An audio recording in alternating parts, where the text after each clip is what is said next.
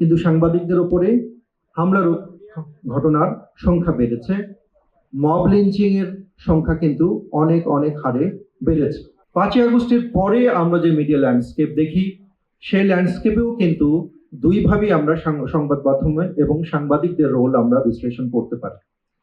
আমরা সম্প্রতি গতকালকেই আমি একটা মানবাধিকার সংস্থার একটি রাউন্ড টেবিল বৈঠকে গিয়েছিলাম। তাদের গবেষণা অনুযায়ী তারা অধিকার থেকে তাদের যে তথ্য সংগ্রহ করেছে, সেই তথ্য অনুযায়ী গত 1 বছরে সাংবাদিকরা যে ধরনের আক্রমণের শিকার হয়েছেন, কিন্তু শেখ হাসিনার সময়কার তার আগের 1 বছরের চাইতে বেশি। এখন এই তথ্য হয়তো আপনাদের কাছে একটা খুবই একটা আশ্চর্যজনক বিষয় বলে মনে হতে পারে। আমরা দেখেছি মানবাধিকারের বিষয়ে অথবা পরিমাণ অবশ্যই বিচার বহির্ভূত হত্যা এবং গুমের পরিমাণ কমেছে, কিন্তু সাংবাদিকদের উপরে ঘটনার সংখ্যা বেড়েছে। মব লিঞ্চিং এর সংখ্যা কিন্তু অনেক অনেক হারে বেড়েছে।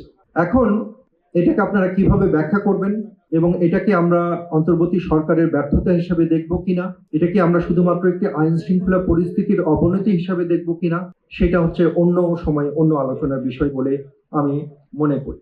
এখন এই যে একটি বিষয় আমি আপনাদের বলতে চাই, সেটি হচ্ছে বেশিরভাগ সময়ে আমরা একটি প্রবণতা বাংলাদেশে দেখতে পাই, সেটা হচ্ছে যে মিডিয়া ল্যান্ডস্কেপের মধ্যে আমাদের যে ট্র্যাডিশনাল যে মিডিয়াগুলো রয়েছে, এটা প্রিন্ট হতে পারে, এটা টেলিভিশন হতে পারে, অথবা অনলাইন বিভিন্ন পোর্টাল হতে পারে, যারা বিভিন্ন ধরনের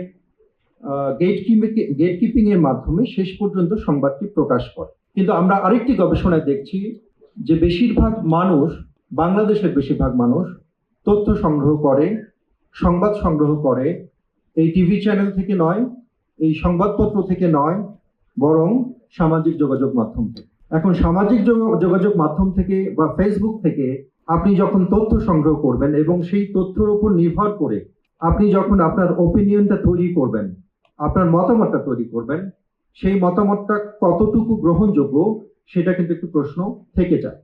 এবং এই প্রশ্নের কারণেই আমরা দেখি যে ফেক নিউজ, মিস ইনফরমেশন এবং ডিসইনফরমেশনের একটা বড় ধরনের